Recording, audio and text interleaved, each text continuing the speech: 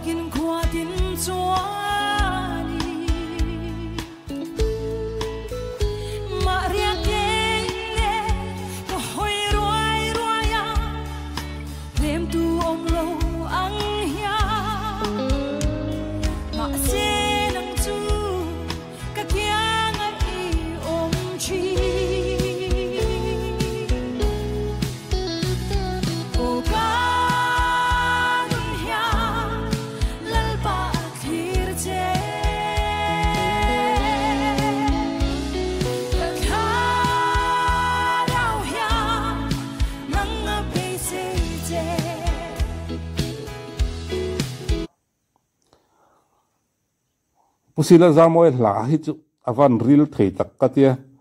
ne kan hring nun hian pathian ni azong ruaya khor le mal deuh in hriat changi kan nga ni he ring tu te hian amaro chu mal ngoi ngoi kan in hriat lai hian pathian chuan eng tiklai po kan bula lo oma min hnai renga ama naya ama au turam min du awangte til tam tak keima ni nuna chak jok na kan nei theina tur ta hian khora kan om te lo phal thina ring tu te kan khua a har ring tu lo te kan khua har ai nan lo na chu ring tu te kan khua hara kan mal ngoi ngoi hi chon pathian kan awa kan nai thina amaro chu khovel mi te chon mal ngoi ngoi nen thria chonin ne roi thei thil a me chet mi patna lama tiang ten nun hin ho khan tum thina amaro chu kan nun no khana tur jok chu kan nuna ruak om no khana tur jok chu pathian a lo ni renga ni ti min hriat non tir fo thi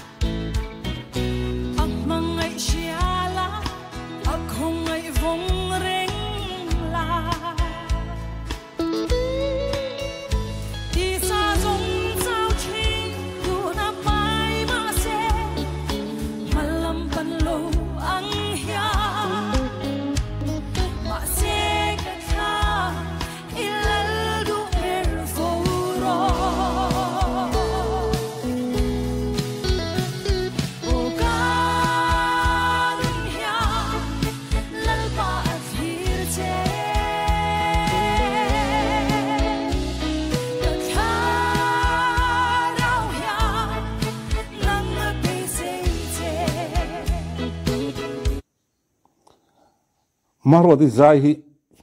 ei family worship a tele adang dang hian ka ngai thana sa ei gospel singer tam tak chu zai thiam tak onal tak zai thiam tak kian in le thiam tak kian moi takin anon zai mai thina kan ngai thaliam mai amar chu maro di zai te chu du deuh na kana ya chu nung hian a zai a enge keima ni hian thu hi a soi veng thelen ka ria keima chuan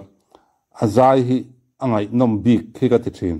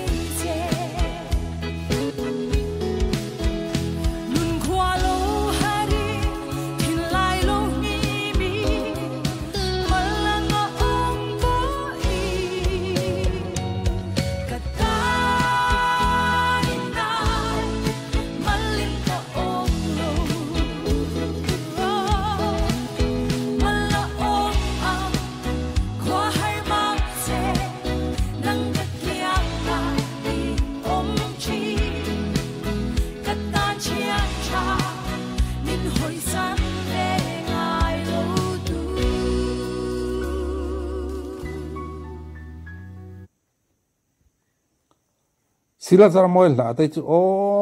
katia ring tunun hi avan chom thin tak kati thin ka ngai tu le ta thil tam tak kai ala tam tak kan longai thla to angai nom pialama chonin nun hi chom thin katia tin family worship an nei do then an vanin pu cha na sa om thin tak ti te ka ngai tu thina chan chu nung deuh hian aron zai te anon zai thei thina hei wang hian engkima anin buat sai thani ti hi a hriata angai nom thin ole hun man nom vek ole